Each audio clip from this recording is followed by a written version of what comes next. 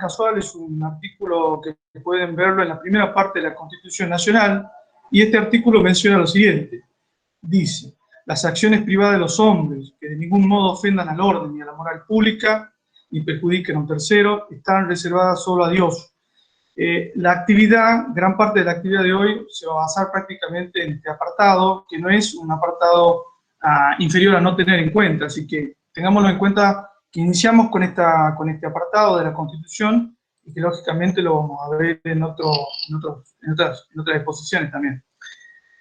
Como contenidos mínimos, bueno, uno se propuso varios puntos, pero en líneas generales vamos a ver una breve reseña histórica de la objeción de conciencia, vamos a ver una definición breve de derecho y creo que es una pirámide jurídica, como para que el estudiante universitario y futuro profesional pueda entender cómo se basa ciertas reclamaciones o cuestiones o acciones, y bueno, qué marcos realmente te va realmente a acudir, en fin, cuáles son las funciones del Estado, cuáles son las fuentes de las que se alimenta el derecho como ciencia, para que sepamos también qué importancia tiene el fallo y otras disposiciones. Vamos a ver el derecho a la privacidad y vamos a ver los tres elementos que lo componen, que son claves para poder entender un poco más lo que es la objeción de conciencia. Vamos a ver orden público, moral pública y perjuicio al tercero, entre otros temas más. En una segunda parte, un poco más breve, directamente nos vamos a meter a un tema que, sin ninguna duda, quizás es el más polémico muchas veces. No nos olvidemos que el año pasado fue fuerte debate del Congreso y fue, por supuesto, la aprobación de esta nueva ley de aborto legal y no imputable, o IVE en realidad, y vamos a ver ahí objeción de conciencia como barrera para acceder al aborto legal, vamos a ver algunos antecedentes que pueden ser importantes en la materia, vamos a ver cuál es el rol del Estado entre estas cuestiones, qué factores son los que dificultan, cuáles son los obstáculos, vamos a ver un poco más sobre la ley específica de reciente reglamentación hace unos meses, que también es interesante la sugerencia del documento técnico para que el estudiantado pueda acceder de alguna manera y pueda ver los contenidos, de alguna manera pueden hacer un debate con la cátedra, en fin. Y después también, por supuesto, vamos a ver cuáles son los derechos realmente de las personas, del profesional, de la institución y del Estado. Bueno, como propósito, me he propuesto que los alumnos puedan de alguna manera adquirir conocimientos generales sobre la objeción de conciencia y su relación con el derecho y la profesión de enfermería dentro de los marcos jurídicos actuales de la disciplina. Como punto introductorio, y también para empezar, la objeción de conciencia es un derecho humano fundamental en un marco de sociedades democráticas. Con esto quiero decir que uno puede ser objetor de conciencia, seguramente la respuesta claramente sí, ahora, pero no solamente porque es un profesional, sino porque es un derecho humano, ¿no es cierto?, fundamental. Otro punto que es importante, que dice el doctor Vidal Campos, es que la objeción de conciencia de alguna manera se encastra en la libertad religiosa. Ya vamos a ver después por qué libertad religiosa. Otro punto central es que la libertad de conciencia alude al derecho a la privacidad y que en el ámbito sanitario frecuentemente se encuentran tensiones entre lo normativo y la libertad de conciencia. La libertad de conciencia se encuentra establecida en nuestro artículo 19 de la primera parte de la Constitución Nacional Argentina, ¿sí? La libertad de culto establecida en el artículo 14 de la Constitución Nacional, teniendo estos dos artículos como premisas para lectura, lógicamente, y profundidad, ¿no? La libertad de conciencia y culto está contemplada en los tratados internacionales de derecho. Después vamos a ver por qué es importante también mencionar dentro del derecho este punto de vista.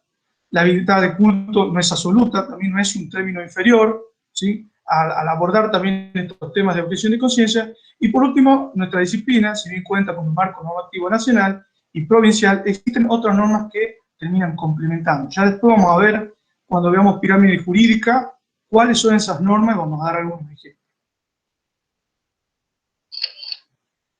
Como breve reseña histórica, hay un movimiento en todo el mundo a partir del siglo XVIII, ese movimiento se llamó constitucionalismo, fue un movimiento jurídico-político que se dio en el siglo XVIII y lo que buscaba de alguna manera en materia legal era crear un documento que sea supremo, que sea superior a las normas jurídicas que estaban vigentes. Ese movimiento se llamó constitucionalismo. A partir de allí se crean una serie de derechos que van consecuentemente por etapas a lo que se denominan derechos de primera generación, de segunda generación y de tercera generación. Fundamentalmente el derecho de primera generación es un derecho que se da a fines del siglo XVII, principios del XVIII, y que lo que trata más que nada de dar valor en derecho son los derechos que se denominan derechos individuales, derechos civiles o políticos. ¿Cuál fue el punto central de este movimiento? Hasta ese entonces, en el siglo XVII, siglo XVIII, siglo XVII fundamentalmente a fines, los estados que gobernaban fundamentalmente, o quienes estaban al frente de los estados, eran realmente los estados aristócratas de tipo, ¿no es cierto?, monárquico. El problema central es que, lógicamente, que las clases económicamente más poderosas entonces, como por ejemplo las clases burguesas, comenzaron de alguna manera a defender esos derechos que veían de alguna manera invadidos por este Estado totalitario, ¿no? Fue así donde se produjeron esos movimientos en pos de defensa de esos derechos individuales, y ahí es donde se gesta, ¿no es cierto?, lo que se denominan derechos civiles y políticos. Nosotros podríamos ver derechos civiles y políticos fundamentalmente, si uno escarba, ¿no es cierto?, en lo que es el artículo 14, por ejemplo, de la Constitución Nacional Argentina. Bien, por ejemplo, en nuestros derechos civiles, ¿no es cierto?, nosotros vamos a encontrar el derecho a la salud, el derecho a la intimidad, bueno, en fin, van a haber varios derechos que uno puede llegar a ver ahí, ¿no es cierto?, de alguna manera identificados en esta parte de la historia. Pero en ese entonces, para recuperar un poco la parte histórica, este tipo de triángulo jerárquico que era en ese entonces la monarquía se vio, lógicamente, de alguna manera violentado por este movimiento burgués que es el que toma el poder y termina gestando este tipo de derecho de disidencia, ¿no es cierto?, en este sentido, de derechos de tipo individual. A posterior, casi a fines del siglo XIX, se dan otro tipo de derechos en la historia del constitucionalismo, que son los denominados derechos de segunda generación. Estos derechos de segunda generación son los denominados derechos sociales, económicos y culturales. Por ejemplo, si uno quiere ver cuáles son esos derechos sociales, económicos y culturales, por dar un ejemplo, en Argentina, uno se tiene que introducir en el artículo 14 bis de la Constitución Nacional, donde, por ejemplo, está el derecho del trabajo. Y más modernamente, que es justamente a lo que marco fundamentalmente esta introducción a la objeción de conciencia, son los derechos de tercera generación, los modernamente llamados derechos de incidencia colectiva. Justo dentro de esos derechos de incidencia colectiva vamos a encontrarnos con casos de objeción de conciencia que no son fundamentalmente lo que nosotros observamos desde el punto de vista sanitario o de la medicina, sino que se dieron en el contexto religioso fundamentalmente, ¿no es cierto?, a un no alistamiento al servicio militar obligatorio. Algo de esto también hay algo acá en las próximas diapositivas, seguramente lo vamos a ver, pero para dar un ejemplo de derecho de incidencia colectivo, nos vamos, ¿no es cierto?, a lo que es la salud pública.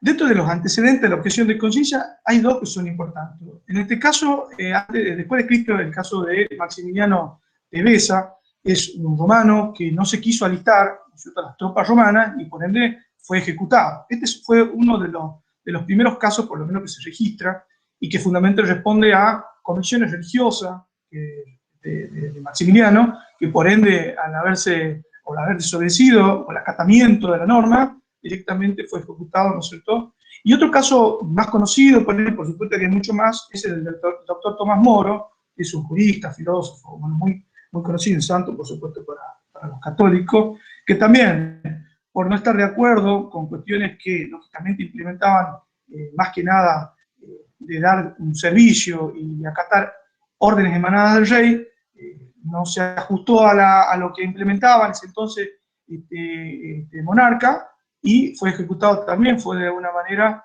lo que le pasó es que fue de alguna manera degollado, ¿no?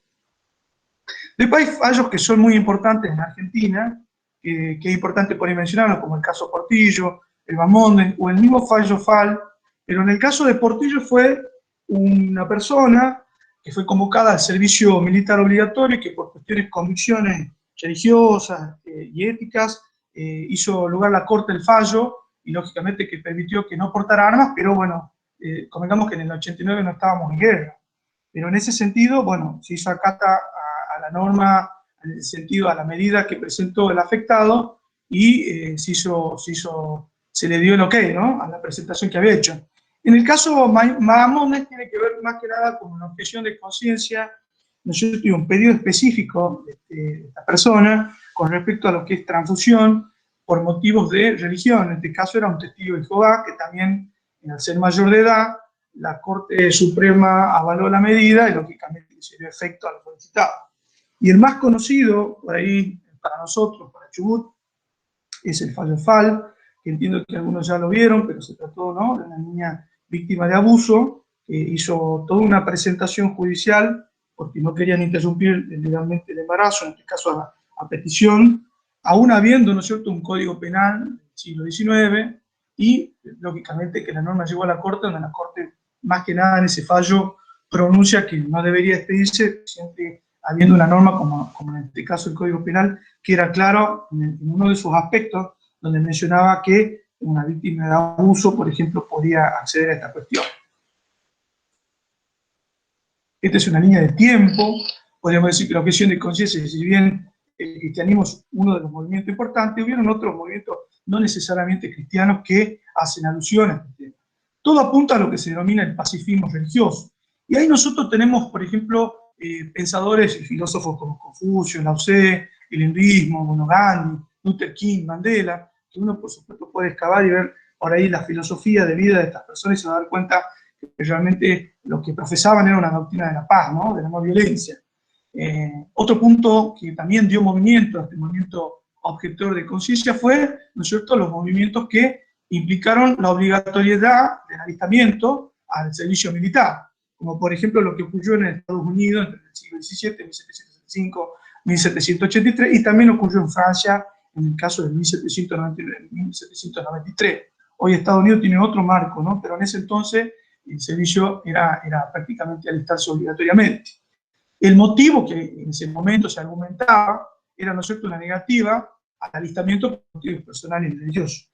Podrán ver, hasta en la historia, el punto central del movimiento se dio por el lado, por supuesto que del lado del pacifismo religioso y cuestiones doctrinarias relacionadas a las creencias, ¿no?, y a la filosofía de vida de estos pensadores también, y podremos ver mucho más acá en el tiempo el movimiento de la medicina, fundamentalmente entrando por todos estos conceptos religiosos y por cuestiones lógicamente que iban desde lo ético y lo moral, implementan, o por lo menos accionan en cuanto a estos términos de objeción de conciencia, en términos, por ejemplo, como la eutanasia, el aborto, la anticoncepción, la esterilización, la reproducción asistida, por ejemplo. Paralelo a eso, por supuesto, otro movimiento que también hizo mucho hincapié en cuestiones de objeción de conciencia, siempre relacionado ya más acá, observen ustedes en el caso de la medicina y del catolicismo, con lo que serían movimientos que se denominan antiabortistas. Y ya modernamente, hay que decir que existen legislaciones internacionales, en algunos países, no en todos, donde, por ejemplo, la objeción de conciencia tiene un marco regulatorio bastante nítido, como por ejemplo en el caso de Noruega en 1900 y en el caso de Dinamarca en 1917. Esto más que nada es una imagen que pude sacar de internet. Las dos hacen alusión de alguna manera a la objeción de conciencia, y esta fundamentalmente era una forma de decir no al alistamiento obligatorio militar. Esto en líneas generales tiene que ver con dos conceptos que creo son clave, que podamos entenderlo. De todas maneras, este material van a poder acceder también los estudiantes universitarios, y es dos cosas. Primero que, por ejemplo, el doctor Nino define al derecho como un ordenamiento jurídico, o sea, ese derecho que está escrito, ¿no? Ese derecho que uno puede verlo en los textos, ese derecho que se llama objetivo, a pesar de que existe también el derecho subjetivo, pero bueno, el doctor Nino habla de, como hablamos de derecho, hablamos, ¿no es cierto?, de esas normas de tipo jurídico. Cuando nosotros hablamos de supremacía constitucional, que es lo que va a ser clave también al analizar la objeción de conciencia, hablamos de alguna manera de una doctrina donde las normas constitucionales prevalecen por sobre el resto. O sea que lo que vamos a encontrarnos acá es, esto es lo que se denomina pirámide jurídica. Si yo tengo que hacer un análisis jurídico de un tema específico, yo debería ver en el derecho constitucional y en los tratados internacionales de derecho, que tienen algo constitucional, primero para después seguir caminando hacia abajo en las leyes que rigen.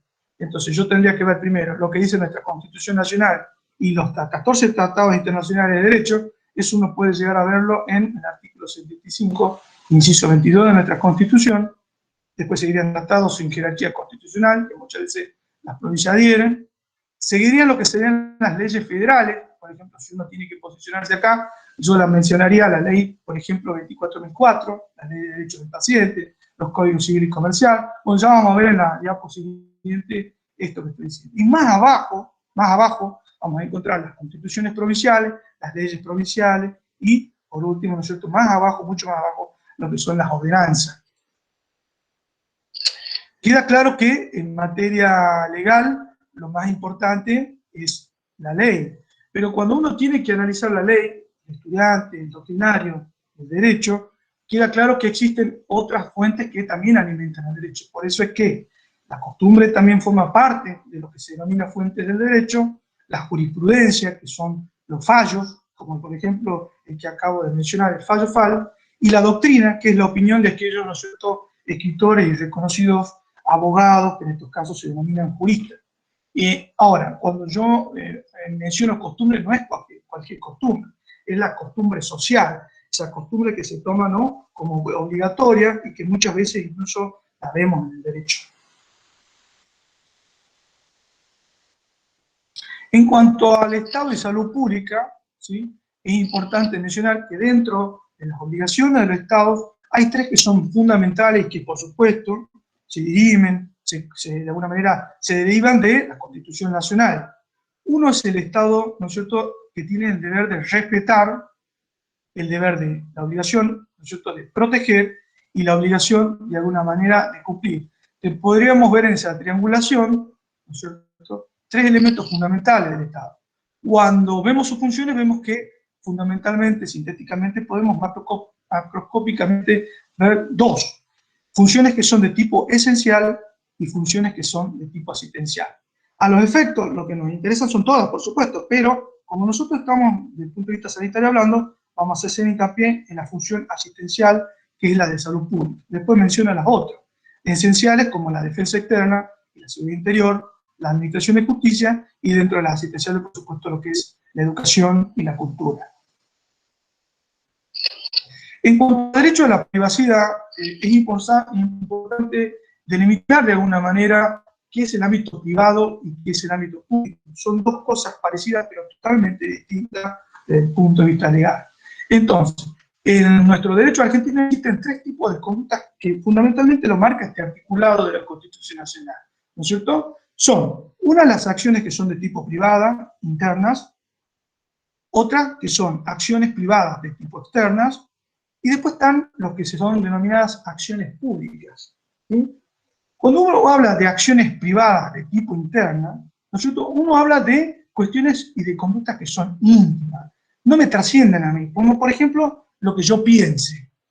Eso es interno, no está externalizado.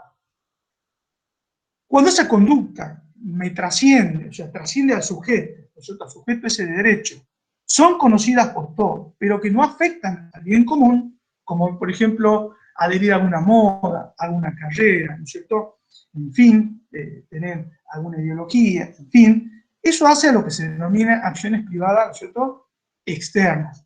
Pero cuando estas acciones son de tipo públicas, o sea que son acciones externas, que me trascienden, pero que de alguna manera afectan al bien común, ya vamos a ver también estos conceptos, este tema, la cuestión es distinta. Es donde interviene el Estado regulando, y por supuesto que en muchos casos, si son conductas prohibidas, las termina, ¿no es cierto?, sancionando, termina delimitando, por diversos motivos. Y volviendo, el artículo 19 de la Constitución Nacional, en su primera parte, ahí es donde nosotros vamos a encontrar el artículo en el cual nosotros nos deberíamos basar, primero en una lectura para ver, a ver, nuestras cuestiones de derecho constitucional, que son las acciones privadas. Pero ¿qué tipo de acciones privadas? Dice, ¿no es cierto?, las acciones privadas de los hombres, que de ningún modo ofendan al orden y a la moral pública, ni perjudiquen a un tercero, están solo reservadas a Dios y exentas de las autoridades de los magistrados. De alguna manera ahora vamos a ver bien algunos puntos de este concepto, de esta definición, que es mucho más específica, es mucho más amplia que simplemente estos renglones que uno ve. Quise compartir esta decisión, en este caso del doctor Quiroga Lavie, del Derecho Constitucional Argentino, donde hace una marcada diferencia entre qué es íntimo y qué es privado. Cuando él menciona qué es íntimo, ¿sí?, hace hincapié a una faceta de la personalidad exenta del conocimiento de injerencia por parte de los demás. O sea, es algo que yo me tengo reservado y que seguramente a muy pocas personas puedo llegar a confiar y forman parte de eso, de lo más interno de mi ser, de mi intimidad. En el caso de la privacidad, dice Lavie, son acciones privadas a terceros que uno las puede manifestar, ¿no es cierto?, de manera pública y que de alguna manera, ¿no es cierto?, se tiene conocimiento, mi forma de vestir, mi forma ideológica, mi pensamiento religioso, etc. Cuando el artículo menciona estos tres elementos que son claves para entender un poco a qué realmente hacía hincapié la Constitución cuando dice que no afecte al orden público, a la moral pública, y ni que perjudique, en este caso, a tercero, una cuestión privada mía, ahí habla, cuando habla de orden público, y lo pongo en rojo porque es el elemento que hay que marcar, es cuando se habla de lo que se denomina bien común. O sea, cuando la acción, ¿no es cierto?, de alguna manera lesiona un interés general o colectivo, ahí no podría yo manifestar, ¿no es cierto?, mi derecho en este sentido a esta privacidad. En el caso de la moral pública, tiene que ver con la ética. Nosotros sabemos que dentro de la administración pública también existen códigos de ética. Y esto tiene que ver más relacionadamente con las costumbres sociales. Y cuando hablo de perjuicio a tercero, hablo lógicamente de no lesionar, de no dañar al otro, que también de alguna manera lo vamos a ver mucho, ¿no es cierto?, en derecho sanitario, ¿no es cierto?, y en principio, ¿no es cierto?, de tipo socrático, que es muy importante también tenerlo en cuenta, ¿no es cierto?, desde el punto de vista sanitario, hipocrático. Bien, cuando recién les mencionaba la pirámide jurídica, esto es un ejemplo de la pirámide jurídica que he intentado construir para que todos más o menos entendamos cuáles serían los marcos, cómo se posicionan dentro de esta jerarquía suprema, ¿no es cierto?, y cómo todas las demás leyes se deben basar en estos instrumentos internacionales de derecho y en nuestra Constitución Nacional. O sea, que todos los marcos legales, incluyendo todo lo que tenga que ver, incluso con la Carta Magna, por ejemplo, de Puerto Madryn, las ordenanzas municipales, todos tienen descendencia de lo que son estos elementos de la Constitución Nacional, que es lo que mencionaba al principio, cuando mencionaba el constitucionalismo, ¿no es cierto?, la supremacía de este documento legal que se denomina Constitución Nacional, y a partir de 1994, agrupados estos artículos, ¿no es cierto?, que están en el artículo 75, inciso 22 de nuestra Constitución Nacional, que se llama Instrumentos Internacionales de Derecho. Entonces, posicionándonos en la pirámide jurídica, en la parte superior, Constitución Nacional con los tratados internacionales de derecho, en la parte media, todo lo que son leyes federales. Acá vamos a encontrar, doy ejemplo, la ley 24.004, donde en el artículo 9 es clara, ¿no es cierto?, hace hincapié a la objeción de conciencia, dice que el profesional de enfermería puede negarse, ¿no es cierto?, a acciones, cuestiones de práctica que entren en conflicto con convicciones. Y ahí es claro al mencionar religiosas, morales y éticas.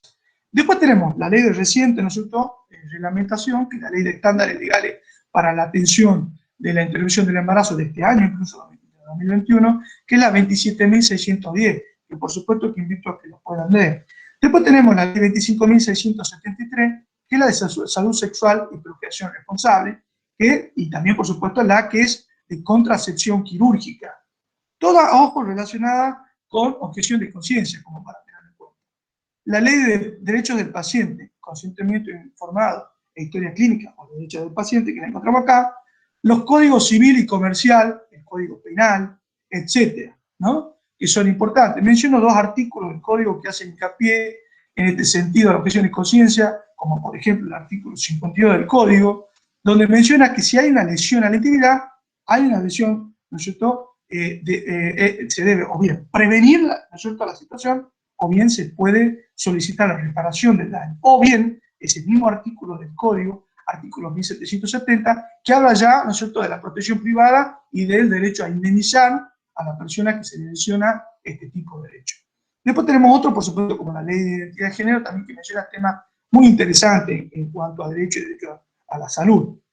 Más abajo, ya dentro de nuestra provincia, es importante que conozcamos que ya hace bastante años nosotros tenemos la ley 1514, que es la de procedimientos para desarrollar en establecimientos de salud pública la atención de abortos no punibles. Y es importante porque acá se van a encontrar con articulados de objeción de conciencia que son claros, y también dice quiénes son los actores principales dentro de este marco y quiénes no, por supuesto, ¿no? Después tenemos nuestra ley X20, de ejercicio profesional familiar, que también en uno de sus artículos, a pesar que es una ley también de la década del 90, uno la ve como una ley, podríamos decir, insuficiente, pero podríamos tranquilamente alimentar de una ley superior como la ley federal, la 24.004, pero habla del derecho a la intimidad. Y después acá, por supuesto, lo que tiene que ver con la Carta Orgánica Municipal, que es la de Puerto Madryn. Por supuesto que existen otras tantas leyes que son importantes, ¿no es cierto? Salud sexual y reproductiva también, que son las Chubut, etcétera, y que es importante conocerlas. Pero lo que quiero con esto decir es que es importante conocer más o menos un cuerpo de marco normativo para poder adentrar en el tema con mayor profundidad. Y ahora sí, más o menos ya viendo más o menos un marco general de estos temas, vamos a entrar a lo que sería la objeción de conciencia. Uno de las definiciones de la objeción de conciencia, que es del Ministerio de Salud de la Nación, de este año incluso, dice que él o la profesional de la salud que deba intervenir de manera directa en la interrupción tiene el derecho a la objeción de conciencia. Es muy importante porque la misma ley, en su artículo 10, la ley, digo, la 27.610, de reciente publicación, lo menciona. Y por otro que me pareció importante es lo que emite la Corte en un fallo, donde dice que la objeción de conciencia es un derecho a no cumplir una norma u orden de la autoridad que violente las condiciones íntimas de la persona. Como podrán ver, no dice profesionales, dice personas. Nosotros antes de ser profesionales somos personas, somos sujetos de derecho, o sea que realmente cualquier persona puede hacer realmente hincapié en esta solicitud. Claramente después vamos a ver cuáles son los casos, según la norma. Siempre que de dicho incumplimiento no afecte significativamente los derechos de terceros ni de otros aspectos del bien común, que es lo que veíamos en el apartado anterior, recuerdo. Y después lo otro que tiene que ver, ¿no es cierto?, con la objeción de conciencia en el caso de la enfermería, que decía recién, lo menciona ese artículo 9 de la Ley Nacional, ¿no es cierto? Dice que los profesionales de enfermería, en ese inciso C de derechos y obligaciones, el capítulo es capítulo de derechos y obligaciones, el profesional de enfermería puede negarse a realizar o a colaborar en la ejecución de prácticas que entren en conflicto con sus convicciones religiosas, morales o éticas, siempre que de ello no resulte un daño inmediato o mediato en el paciente sometido a dicha práctica. Si uno analiza esta lectura de este articulado, de esta ley nacional, uno puede avisorar que ya cuando se creó, que fue en la década del 90, 91, que se publicó, ya se tenía de alguna manera en cuenta, ¿no es cierto?, estos campos de conocimiento. Otra cosa que quizá es importante mencionar es que uno debe entender que cuando uno lee marcos jurídicos, uno se va a encontrar con lo que se denominan derechos explícitos, que es donde uno puede, de alguna manera lógica, leer taxativamente, de alguna manera, lo que es el concepto o la palabra. Por ejemplo, acá se podría haber puesto objeción de conciencia, y otras veces son lo que se denominan derechos implícitos, donde muchas veces el contenido jerárquico no lo menciona, pero no por ello no significa que no esté contemplado, como por ejemplo el derecho a la intimidad, el derecho a la salud, y hay otros tantos derechos, por supuesto, que si bien no están mencionados en el marco constitucional, están dentro de los elementos de tratados internacionales de derecho, y por ende se entiende que están, ¿no es cierto?, dentro de los marcos jurídicos.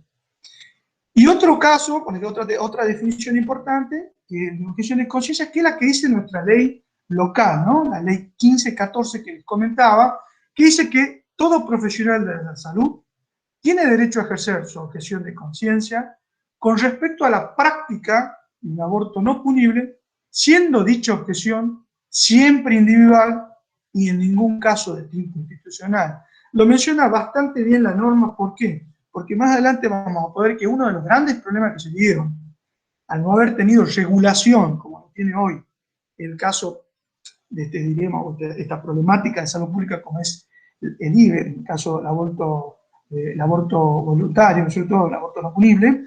Es importante ver este elemento más que nada porque, si bien dice que es individual, o sea que hace respuesta al sujeto de derecho y no a la persona jurídica, que sería en este caso la institucional. Hubo en este caso muchas instituciones privadas que hacían o solicitaban los usufructos de este derecho cuando realmente, claramente la norma dice que es un derecho de tipo individual y nunca de tipo, ¿no es cierto?, institucional o de persona, en este caso como se denomina, persona jurídica.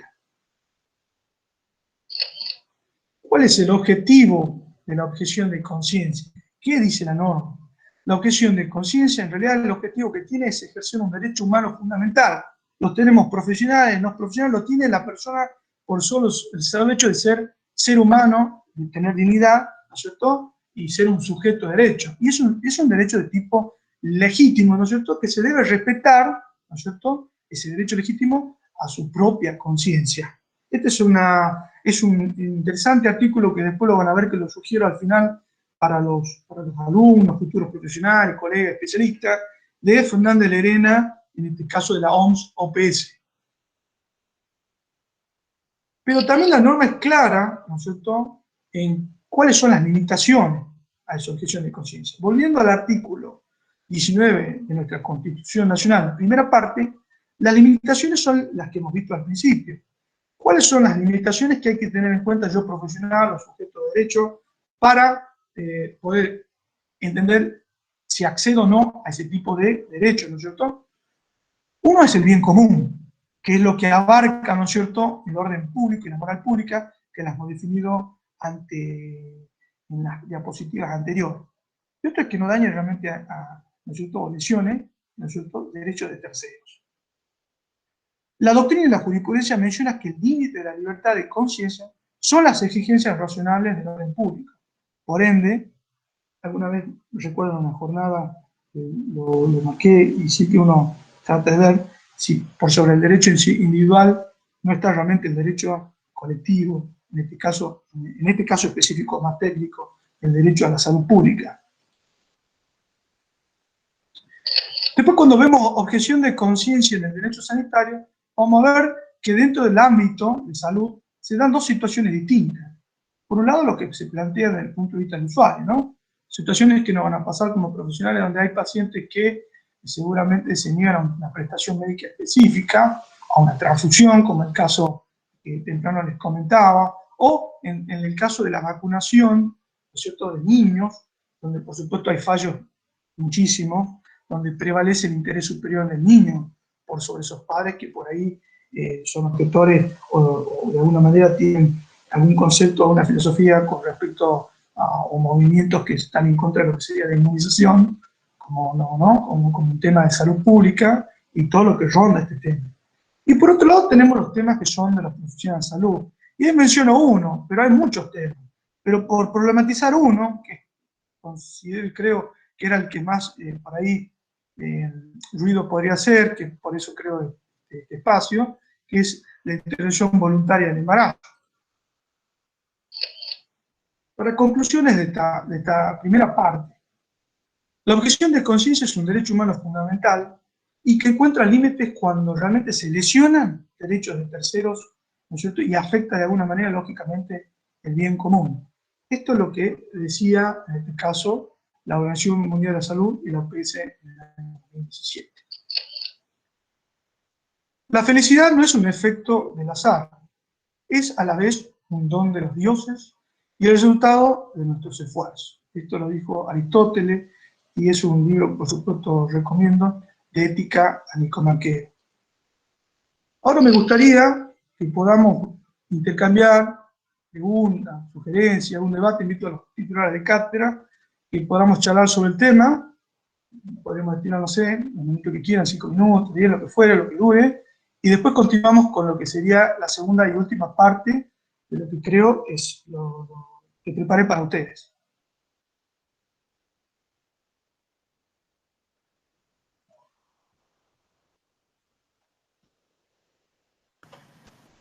Sin ningún temor, pueden hacer la pregunta que quieran.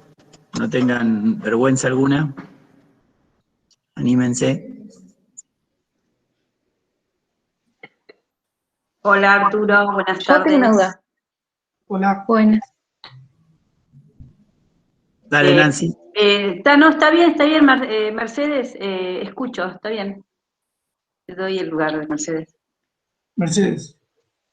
Bueno, hola, me llamo Mercedes.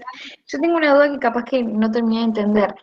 Si vos, como persona, te objetás a hacer una acción a una persona determinada porque te pasó una situación con esa persona, ¿lo podés negarte?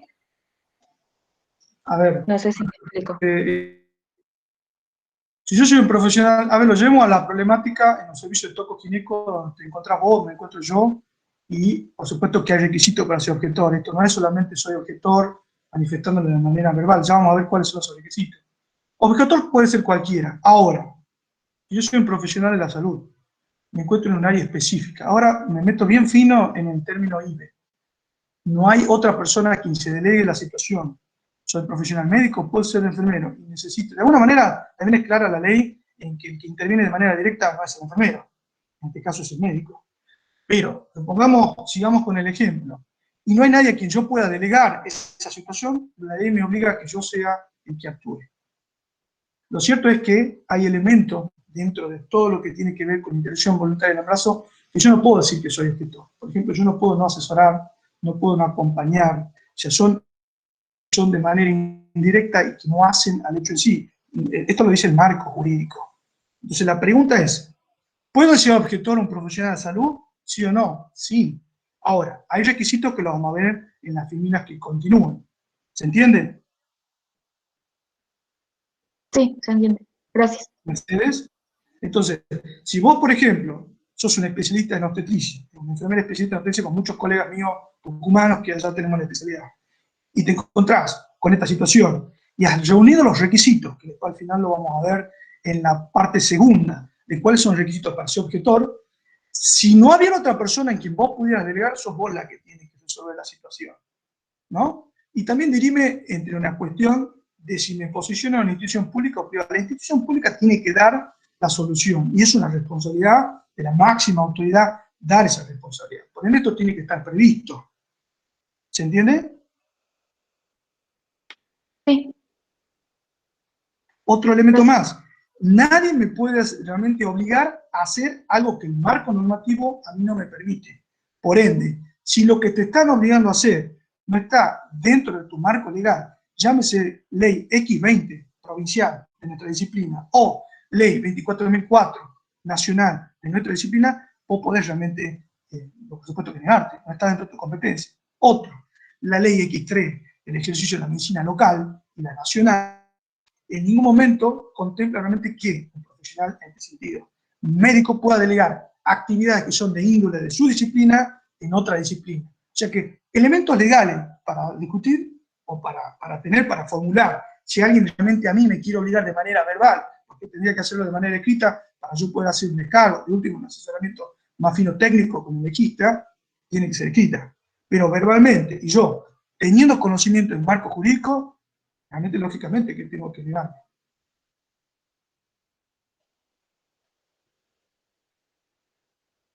¿Otra pregunta? Sí, yo. Estaba escuchando bien ahí, atento a todo a lo que referís. Escuché por ahí que casi surgió esta charla o este taller, porque escuché que enfermería no podía ser objetor de conciencia en lo que es el IBE, porque realmente bien. no está practicando o realizando, digamos, la práctica de un aborto. Directa, como dice la ley. Entonces, por eso surgió esta duda.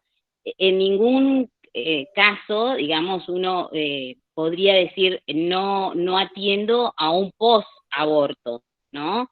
Ahí está el concepto. O si tuviera claro. un Vamos a aborto ver, en sí. curso, ¿no? Todo eso. Digo, ¿enfermería puede o no puede ser objetor de conciencia en ese caso? porque no es A ver, sí. la atención directa, en la En intervención. realidad, Patricia, ¿no? Sí, Patricia Mariquet. Bien. En este caso específico, fino, técnico, interpretativo, e incluso en la ley 1514 provincial y en la ley nacional, que es una norma nacional obligatoria, que estamos mencionando, es muy claro. Realmente, cuando vamos a la 1514, ¿no es cierto?, de aborto no punible en el caso del Chubut, queda claro que los actores que están en esa acción directa, menciona el trabajo social, menciona el médico, no me quiero equivocar, lo menciona el psicólogo, y cuando vamos a la normativa nacional, si bien no menciona, pues queda claro que es el profesional médico. El resto de los actores, administrativos, enfermeros, etcétera, los que puedan llegar a rondar, se los considera desde el punto de vista normativo actores indirectos. Controla la presión, controla la temperatura, una frecuencia respiratoria, el acompañamiento, y como vos decís bien claramente, el posaborto, ya, ¿no es cierto?, el objetivo consumado de la introducción ya fue, lo dice claramente la norma. Entonces es importante, por eso creo yo, que los alumnos, los profesionales, puedan tomar contacto con el marco, puedan problematizarlo, pero lo cierto es que es un marco jurídico que hay que tener una minuciosidad de lectura.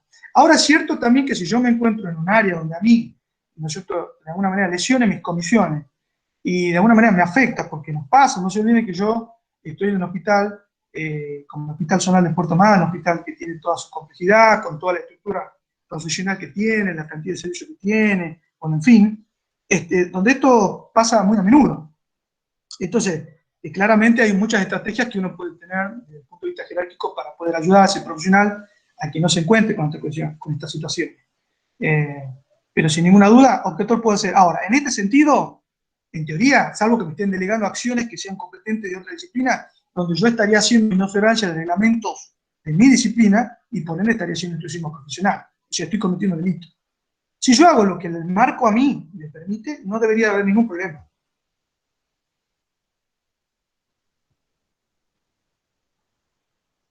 Gracias, Arturo, por la respuesta. No. Leo una pregunta del chat. Bueno. Dice, se escucha, buenas tardes, disculpen, no tengo micrófono. ¿Cómo sería el accionar ante una familia que está en contra de las vacunas? ¿Cuáles serían las limitaciones de enfermería en un caso así? A ver, quiero comentar, ¿se acuerdan que al principio yo les comentaba, quizás hasta incluso me convenga retroceder la diapo porque tengo miedo de no poder volver de vuelta, la voy a dejar ahí. Cuando nosotros retrocedamos en la diapo, ¿se acuerdan que hablábamos de fuente de derecho? Dentro de la fuente de derecho se encuentra lo que se denomina jurisprudencia. O sea, los abogados, la jurisprudencia, el derecho, se alimenta de los fallos del juez, que son fallos, ¿no es cierto?, de interpretación de distintos tipos judicial. Y, por ejemplo, si una familia es objetora de conciencia, en realidad acá entiendo yo que hay en juego el interés de los menores. Los fallos, todos a nivel internacional, a nivel de Tratado Internacional de Derecho, incluso en Argentina, todos priorizan el interés superior del niño por sobre yo papá, o yo mamá, o yo tío, o lo que fuere, o yo tutor, o yo representante legal. ¿Se entiende? Hay un derecho que es superior a mí, que es realmente en este caso, cuando de menores se trata, que es el derecho, el interés superior del niño. Eso está dentro de la Convención de los Derechos del Niño.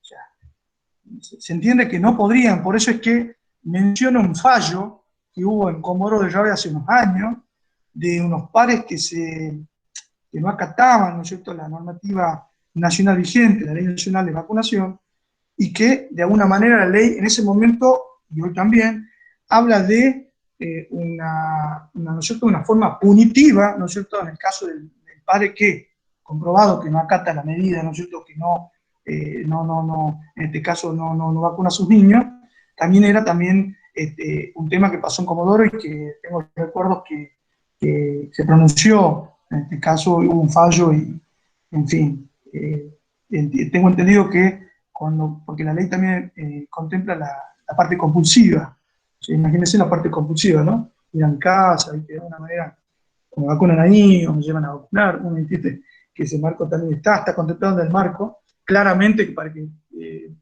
pasen todas estas cuestiones yo tendría que demostrar que me rehuso, que tengo escrito, que se necesita, o sea, hay una serie de mecanismos. Incluso en Puerto Madryn alguna vez hemos dado debate entre los servicios de inmunología, de inmunizaciones, patologías prevalentes y la parte legal y bioética. Pero queda entendido, cuando el interés que prevalece es el interés superior del niño y no va a haber más que presentaciones que queden sin efecto, porque ya hay fallos.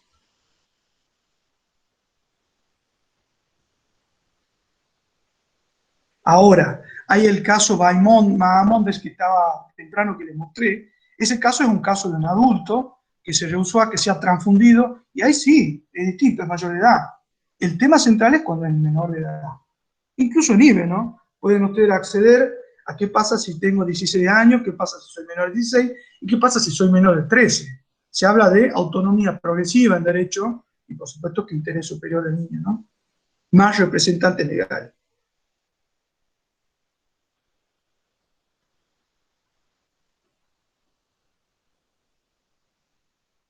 ¿Otra pregunta? Rosa levantó la mano. Karina. ¿Te damos la palabra? Buenas tardes.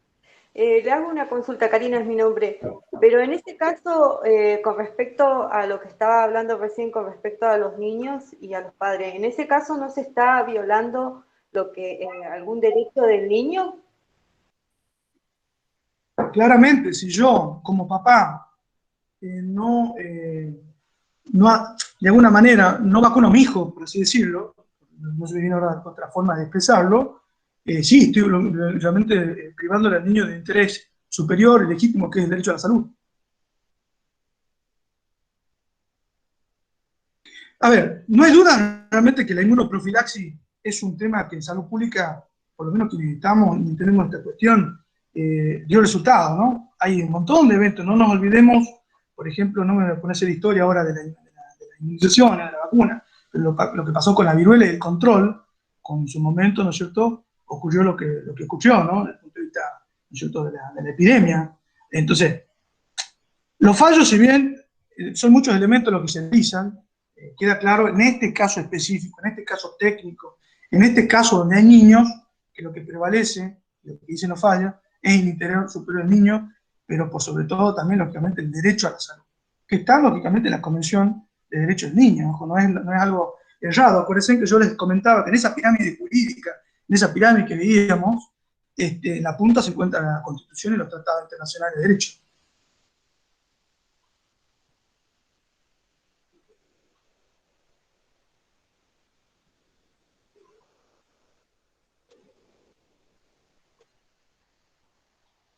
¿Otra pregunta? ¿Quedó claro, Karina?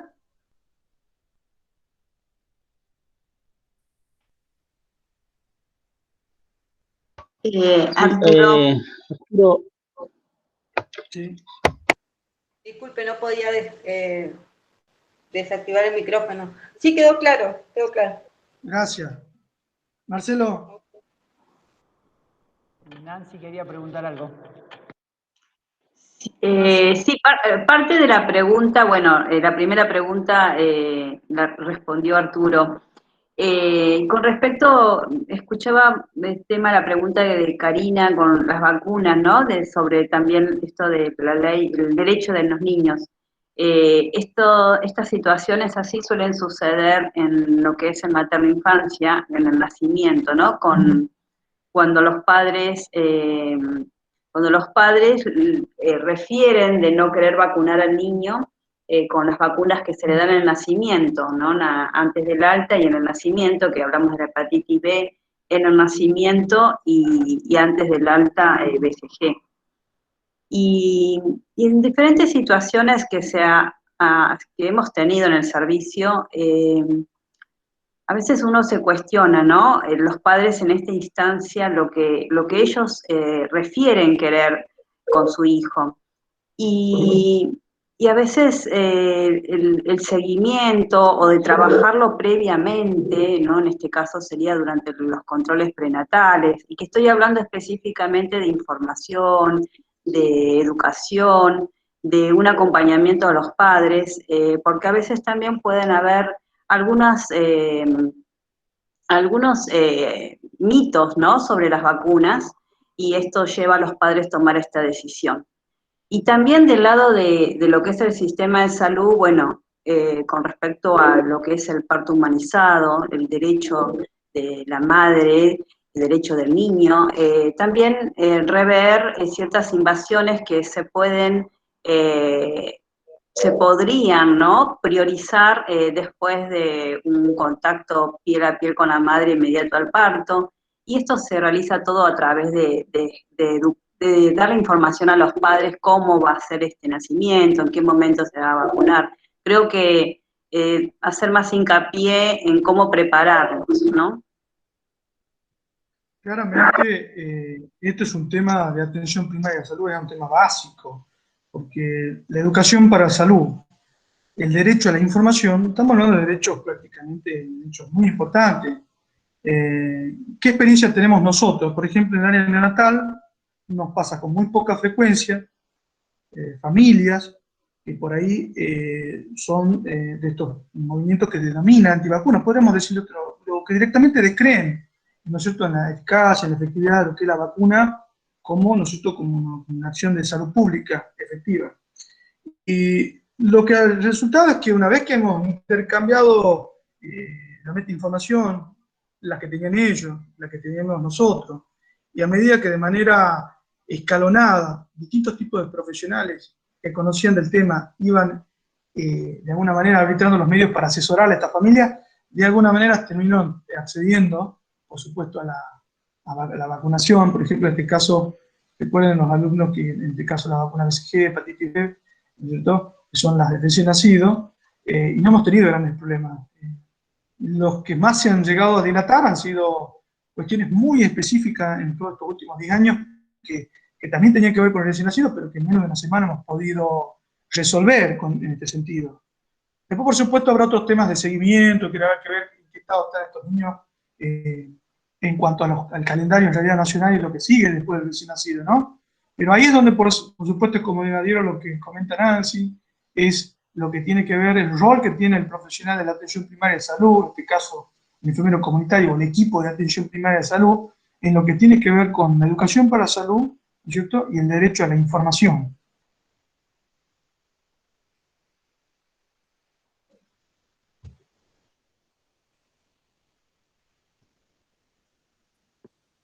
¿Y te parece que querés seguir, Arturo?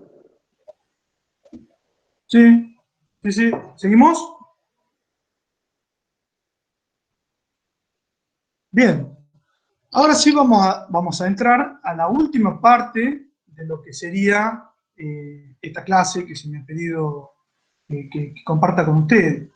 Esto es más que nada un análisis de la ley 27.610. ¿Sí? Ahí hice una captura para que la vean, la pueden bajar en PDF. Sugiero que lo tengan, que lo lean, que lo debatan. Espero que esta clase también sirva para eso, para poder sacarnos dudas o para generar más dudas para que podamos también, ¿por qué no?, seguir investigando en el tema. Al final doy sugerencias de 3 artículos que me parece que son clave para que como futuros profesionales podemos adentrarnos en este tema, que como podrán ver, tiene su finitud y no es un tema como para tomar, ¿no?, de manera liviana, por así decirlo. Segunda parte. El respeto por la libertad de conciencia se traduce, por un lado, en el respeto de la diversidad y las discrepancias, y por el otro, en la búsqueda de evitar la imposición de principios morales o normativa legal ajena a las íntimas convicciones de las demás personas. Esto es lo que mencionaba la OMS. Como manera de introducción, la libertad de conciencia comprende el derecho a pensar libremente, a la libertad de creencias y ya sea en materia política, social o religiosa. La objeción de conciencia es siempre individual. El incumplimiento de las responsabilidades profesionales corresponde a sanciones de índole civil, penal y administrativa cuando el caso, por supuesto, sea injustificado. En cuanto a barreras, podemos ver que en derechos sexuales y reproductivos, el derecho al aborto es uno de los realmente temas más polémicos, pero más polémico desde el punto de vista sanitario. Bueno, fíjese en todo el movimiento que hubo durante el tiempo que duró en el caso de Argentina y aún hoy, en lo que rodea este tema específico del IVE, ¿no? En Argentina se dio en los últimos años un gran debate al respecto. El aborto legal está legislado en nuestro país desde 1921. O sea, que fíjense en todo lo que se concluyó alrededor de este tema, ¿no? ¿Cuál es el problema? El problema fino del tema, o el que surgió en su momento, era que la norma, durante muchos años, dio lugar a múltiples interpretaciones. Otro punto también que fue claro, como en el caso del FALFAL, es que muchas de las presentaciones fueron de alguna manera judicializadas. De todas las judicializaciones, en el año 2012 se dio la que deja el fallo y deja un precedente muy importante en materia de interrupción voluntaria en el embarazo. También es cierto que este fallo dio lugar a un montón de protocolos en varias provincias, donde, por ejemplo, nosotros hemos sido pioneros en materia legal al respecto. Otras provincias no habían avanzado tanto. También es por eso que Nación, de alguna manera, plantea al Congreso, ¿no es cierto?, este debate que se da y donde se legisla. No nos olvidemos que los diputados como senadores son los que en materia legislativa terminan representando al pueblo, y de alguna manera es lo que pasa con este marco legal último que les mencionaba. Otro de los problemas es que era un derecho de personas que son físicas. Si bien era un derecho, es un derecho subjetivo de la persona, hubieron, como les decía al principio, instituciones y empresas privadas que quisieron de alguna manera usufructuar este derecho. Queda claro que no podían. Lo otro cierto, según la OMS, es que el aborto clandestino representa el 13%, ¿no es cierto?, de la mortalidad materna. Y lo otro cierto también, que muchas veces esta práctica se la ve, ¿no es cierto?, en muchos países como de manera criminalizada. ¿Cuáles son los accesos o los problemas de acceso y factores que dependen de este tema? ¿Cuáles fueron los que mayormente dificultan según la literatura nacional e internacional? Una es la cantidad o la diversidad de opiniones e interpretaciones que tiene el equipo de salud. A mí me parece correcto utilizar el equipo de salud, el Instituto de Comunidad Médica, por una cita textual, pero, ¿no es cierto?, frente al marco normativo, que es lo que estamos charlando nosotros. Después lo otro, dentro de ese marco normativo, ¿cuándo realmente se considera que está en riesgo o no? Que también lo pone el equipo de salud. Y lo otro es la decisión, ¿no es cierto?, decisión final de estas cuestiones, en cuestiones o en temas de profesionales de la salud, cuyas decisiones de alguna manera también, ¿no es cierto?, dependen de sus convicciones. Aquí hay un error de tipeo. La ley 27.608 es una ley vigente desde el 24 de enero. No es vigente, el año pasado ya se promulgó, pero este año se hizo algunas, más que nada, cuestiones técnicas en ese sentido, y tiene vigencia de este año. Fíjense que es algo muy nuevo. Uno va a encontrar dentro de la síntesis, la nota técnica 3, la pueden bajar de internet, y se va a encontrar con algunas cuestiones que he intentado yo sintetizar. ¿Qué características tiene esta ley nacional? Primero, que orden público. Por ende es una ley federal y por ende es obligatoria. ¿Para quién? Para los tres subsectores del sistema de salud: público, privado y de obras sociales. Otro es que es un modelo centrado en salud pública, en justicia social y fundamentalmente en derechos sexuales y reproductivos. Y no olvidemos que está dentro de los marcos de los tratados internacionales de derecho y de nuestra Constitución nacional. Otro punto son los derechos de las personas y qué responsabilidad tiene el sistema, ¿no es cierto?, el sistema de salud con respecto a estas temáticas. Las mujeres y otras personas con capacidad de gestar tienen los siguientes derechos. Primero, a decidir la interrupción. Por supuesto que se habla de semanas específicamente, o sea que es un tema más fino, pero a decidir la interrupción.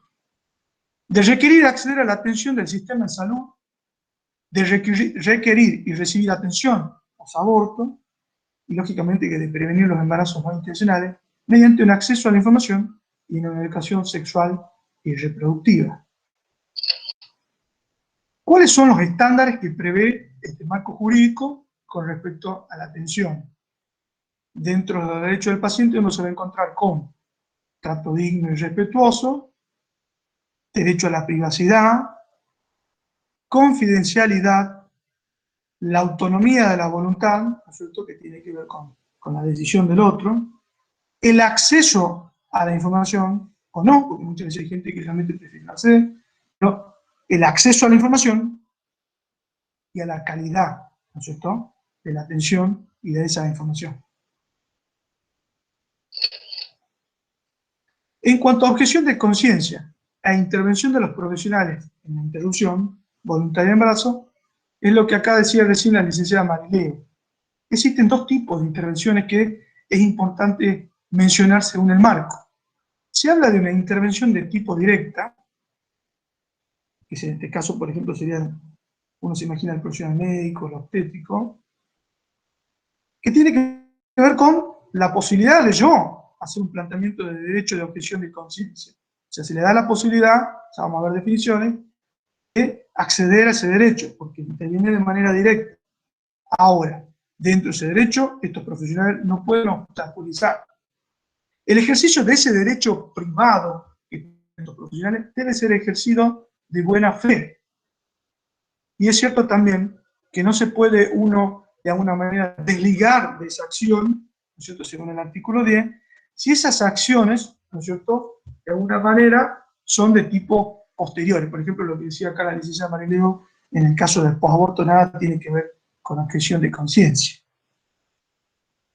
Y del caso de los profesionales del equipo de intervención indirecta, demos un ejemplo, administrativo, y por qué no también enfermeros, por ejemplo, se denominan dentro de este marco acciones complementarias.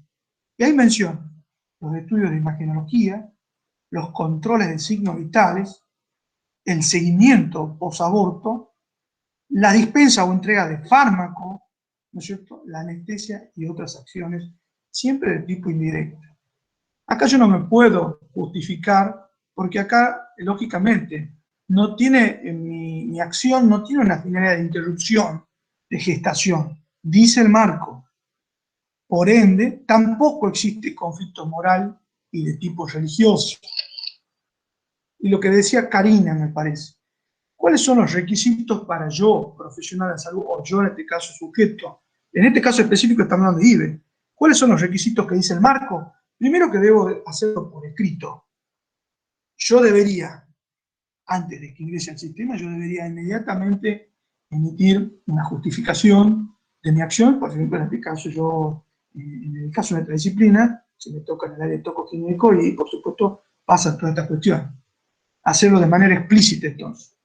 Se hace con anticipación, por ejemplo, si un tocoginecólogo viene a Chubut, inmediatamente post matriculación, o durante la matriculación, lo que hace, lo hacen firmar un documento donde ahí dice que es objetor de conciencia. Por dar un ejemplo. Lo otro cierto es que si yo soy objetor, no es que soy objetor solamente para el público, es público-privado.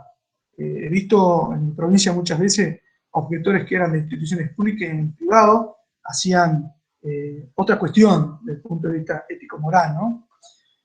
Lo otro cierto es que no se puede ejercer en caso de una emergencia, de una atención inmediata o impostergable. Si hay otros profesionales donde de manera incluso programada la situación pueda preverse que pueda ser delegado, no habría problema. El problema es que si me encuentro yo objetor en ese lugar y no hay nadie más que yo, lo debo accionar, lo debo ejecutar. Ahí paso a ser lo que se, ¿no es cierto?, el profesional de acción inmediata, ¿no? Lo otro es que no puede ejercerse cuando haya personal, con lo que decía, para derivar el caso, ¿sí? En el posaborto no debería haber ningún problema, ¿no?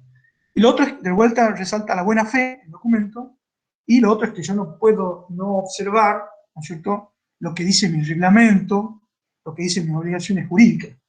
Yo, profesional, en el caso de nosotros, debería conocer todo lo que es marco constitucional, debería conocer lo que dice mi marco reglamentario, la ley 24.004, en el caso de la X20, la ley de ejercicio provincial nuestra, y también elementos de, por supuesto, que la ley está federal, y todo lo que rodea que en un momento de la exposición les mencionaba, que dicen los códigos civiles, que dice el código penal, que dicen los marcos de contracepción, ¿no?, los derechos del paciente, historia clínica, consentimiento informado. Por dar un ejemplo. ¿Cuáles son las responsabilidades que tiene un profesional en este caso también de nuestra disciplina, un profesional de la salud. Desde el punto de vista profesional, existen tres tipos de responsabilidad. La civil, que es la que ustedes han visto que yo mencionaba en una parte del Código Civil, que es la de resarcir. Si yo lesiono de alguna manera un derecho y eso se prueba, porque el que denuncia prueba, y lo prueba, claramente lo que va a exigir la parte afectada es un resarcimiento, o sea, un pago. Yo tengo que, con algún capital, de alguna manera, contrarrestar esa lesión de derecho que se trasladaría en algo pecuniario, en dinero sería.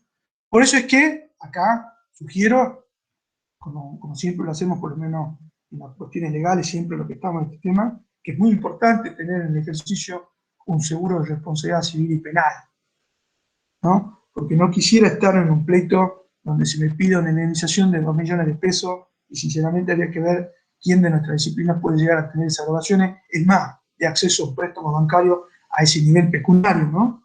Pero entonces queda claro que la responsabilidad de tipo civil es resarcitoria, busca esa compensación de tipo económica a esa lesión de ese derecho de esa persona afectada, en este caso usuario pasivo. Del punto de vista penal, ¿qué es lo que busca?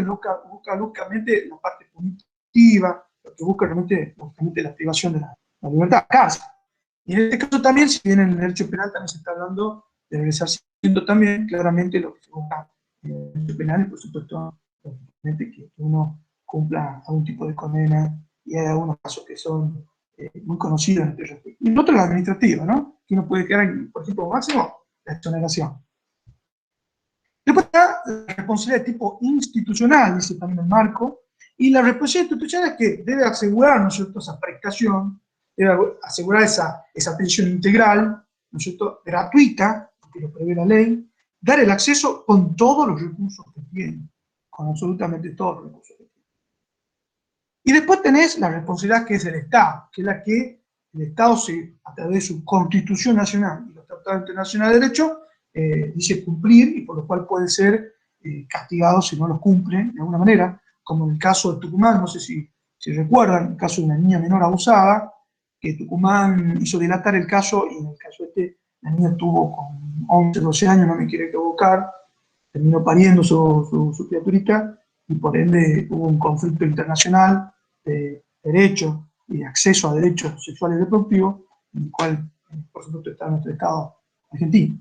Entonces, la responsabilidad del Estado es, por supuesto, política de salud pública, derecho de ciencia colectiva, y derecho, ¿no es cierto?, de las personas con capacidad de gestar.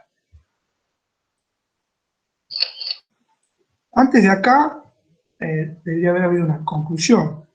Queda claro que, en este sentido, hablando de derecho a la intimidad, derecho a la privacidad, es un derecho humano fundamental. Ahora, para cerrar, hay que ver en cuáles casos no puedo yo objetar ese derecho, en qué caso yo puedo o no puedo solicitar. Por eso es que necesito un análisis más técnico.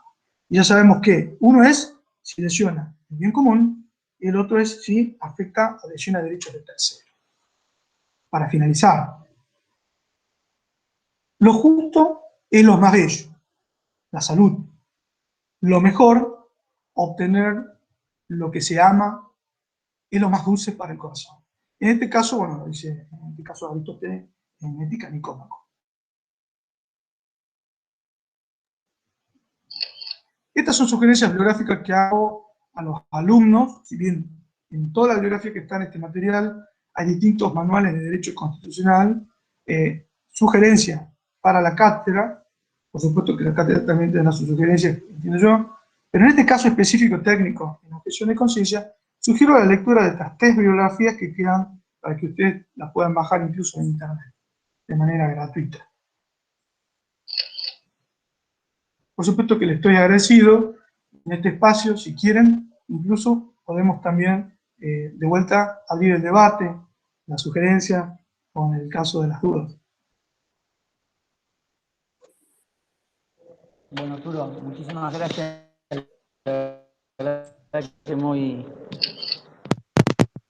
Gracias, la verdad que muy amena, muy ágil la presentación, muy interesante. Seguro que quedan algunas preguntas. Si alguien quiere hacer alguna consulta al respecto.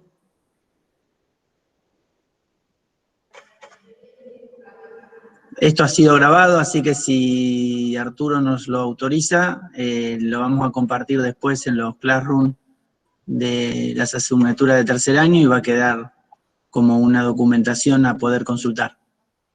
Sí, por supuesto, autorizo y estoy agradecido, y también este debate que son constructivos para nuestra disciplina, que no tengo duda que hay que caminar, ¿no es cierto?, el marco jurídico, y habrá profesionales que se dediquen a esta área, que tienen seguramente el deber de eso, de poder asesorar técnicamente a nuestros profesionales, porque queda claro que, en lo personal, uno está a favor de la especialización, y esto claramente amerita eso. Así que por supuesto que estoy agradecido y quedo abierto a si alguien quiere hacer algún aporte, alguna sugerencia, alguna pregunta. Jorge creo que levantó la mano. Sí, Marcelo, gracias. Nada, bien. Escuchando toda la presentación, espectacular de Arturo, y también relacionando un poco las preguntas que se hacían desde el primer tema, digamos, y viendo también aquí la presentación de la última parte, veía ahí cuál es el fino, digamos, camino, ¿no?, que tenemos allí en estos puntos tan importantes que tenemos de derechos, también y de obligaciones, ¿no?, desde la disciplina y también desde el usuario, ¿no? Claro.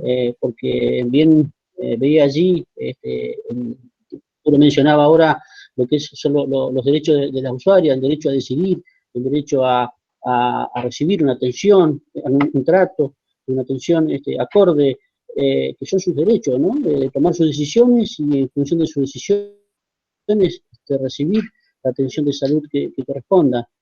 También por otro lado tenemos el derecho de las personas, ¿no?, que vos bien lo planteaba Arturo en la primera parte de la presentación y también lo mencionaste ahora, que por allí están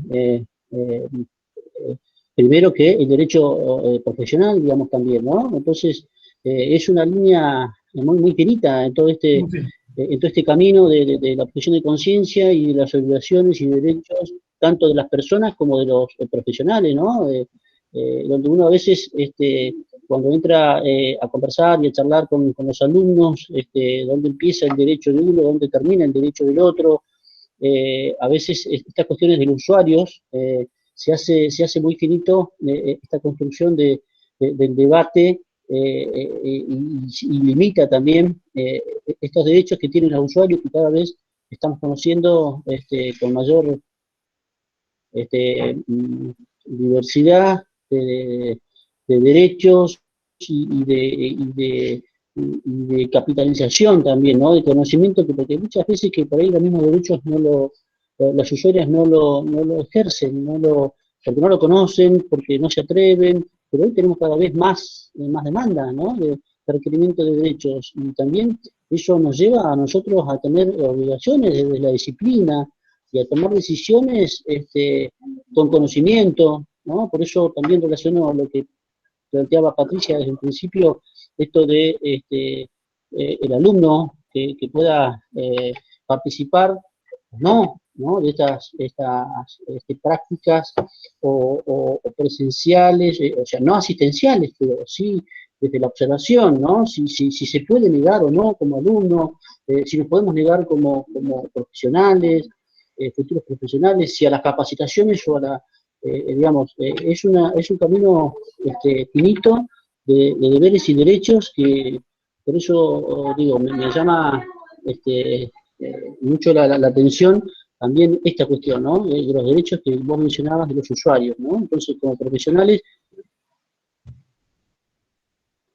Totalmente, comparto. Qué finito es ese camino de no brindarle una atención a ese usuario de salud que está decidiendo ella por su vida, su cuerpo y la de su persona. ¿Qué reflexión nos merece al respecto de esto? Claro, y que es un usuario, Jorge. También no nos olvidemos que nosotros, dentro del artículo 41 de la Constitución Nacional, ¿no es cierto?, no figura el término paciente, figuran usuarios. Y si bien habla de usuarios de servicios, dentro de ese marco también tienen todos los derechos garantizados garantizada. Pero ni hablar, estamos hablando de algo constitucional, algo de Tratado Internacional de Derecho. Yo creo que el punto central, por ahí que uno puede dejar como elemento de reflexión a los alumnos y futuros profesionales, creo que es 2 puntos. Primero, que la objeción de conciencia es un derecho humano fundamental. Punto. Segundo, ¿no es cierto?, que hay excepciones. ¿Cuáles son las excepciones? Si lesiona, ¿no es cierto?, de alguna manera el derecho de un tercero y si de alguna manera lesiona lo que se denomina bien común. Queda claro este concepto así, me parece que uno tiene una apertura como para poder reflexionarlo un poco más. Pero, en fin, es un tema, como decís vos, Jorge, fino. Es un tema fino y amerita este tipo de debate, este tipo de construcciones académicas.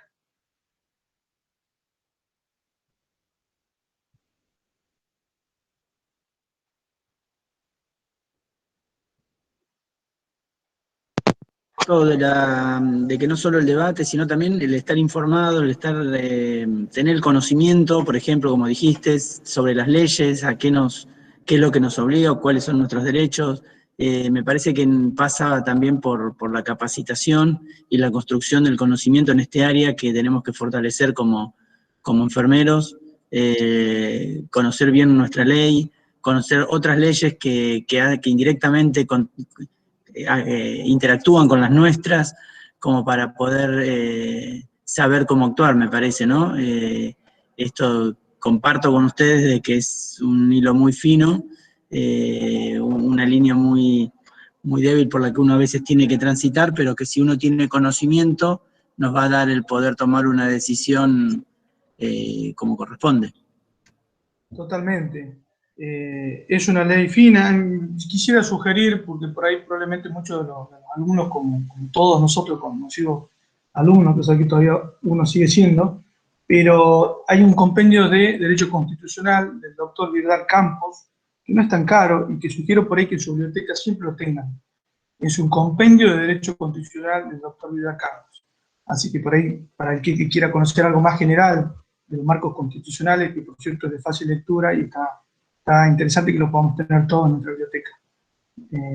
Así que, nada, agradecerte, Marcelo, siempre es un placer estar con profesionales, con los estudiantes y en estos ámbitos de espacio académico. Nada, agradecido también a todas las personas que están del otro lado y que lógicamente espero haber ayudado a la comprensión de un tema tan complejo y tan fino, como decía en este caso el licenciado Repke. Arturo, los agradecidos realmente somos nosotros, las 3 extensiones áulicas, la comunidad educativa de la UDC. Te agradecemos esta participación, la verdad que es muy valioso, es muy enriquecedor, y bueno, y seguramente vamos a contar en algún otro momento con algún otro tema. Creemos que hay que nutrirse de profesionales, de colegas que se especializan en áreas determinadas, y me parece que ahí está lo rico y lo que nos podemos construir en conjunto y fortalecer la disciplina. Así que, si no hay ninguna otra consulta, nosotros desde la comunidad, repito, te recontra agradecemos tu gentileza de poder acompañar, de poder brindarnos tu tiempo y tus conocimientos en el área. Así que obviamente no será la última vez. Seguramente vamos a estar invitándote a alguna otra actividad. Agradecerles a todos y quiero comentar también que la Sociedad Argentina de Enfermería Legal y Forense, por lo menos una vez al mes, siempre el primer jueves de cada mes, expone temas de tipo legal, así que quedan invitados de manera gratuita, siempre prácticamente a las 18 horas. Los estamos publicando en el Colegio de Enfermeros, al cual van a encontrar ofertas académicas, muchas cuestiones que son importantes, y por supuesto que también los invito a que en el futuro, cuando sean profesionales, se colegien y también, ¿por qué no?, se especialicen dentro de nuestro marco de residencia de posgrado, que por cierto somos pioneros en la zona patagónica. Así que muchas gracias, y si no hay ninguna pregunta, los dejo y nuevamente muchas gracias. Bien, creo que no sé si nos está... ¿Belén? ¿Talía? No, realmente quería agradecer principalmente en mi parte, porque justamente tenía muchas confusiones y hay cosas que no entendía y que había escuchado de profesionales decir que no podíamos, también como dijo una compañera, no sé si es compañera, que no podíamos ser objetores de conciencia, me había dejado un poco consternada, y realmente agradezco estas aclaraciones, creo que son súper, súper útiles, y tener bases en lo que es lo legal es súper importante. Realmente agradecida. Sí, comparto. Es un tema que hay que avanzar, es un tema que bueno, reitero, cada uno de ustedes seguramente va a hacer una especialidad si Dios quiere en el futuro, a algunos les tocará esta área, y bueno, y también lo que no me quiero olvidar, eso lo pensaba anoche, lo pensé incluso en la madrugada, hago un compromiso siempre con la comunidad universitaria, ustedes con ser especialistas, hacer ese ejercicio que es un ejercicio grato y muy reconfortante, por cierto, ¿no? Así que también invitarlos que cuando sean profesionales y se especialicen, participen de manera activa haciendo docencia, aunque sea de esta manera, ¿no? No que sea dentro de la universidad en el sentido como docente, y también lógicamente que puedan compartir con sus demás colegas y, ¿por qué no?, también lógicamente con la comunidad. Así que gracias Marcelo, gracias colega y gracias a todos los que participaron. Vamos cerrando, y mañana feliz día para todos en el Día Internacional de la Enfermería. Me parece que esta actividad enorgullece la Semana Internacional de la Enfermería. Arturo, muchísimas gracias. Nos estamos viendo. Felicidades a todos y un buen día. Hasta luego. Feliz día y hasta pronto. Chao. Adiós. Feliz día y Chau.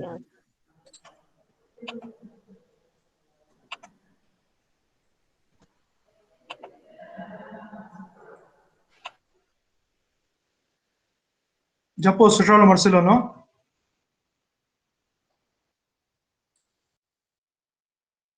Sí, Arturo, podés sacarla ya, no hay problema.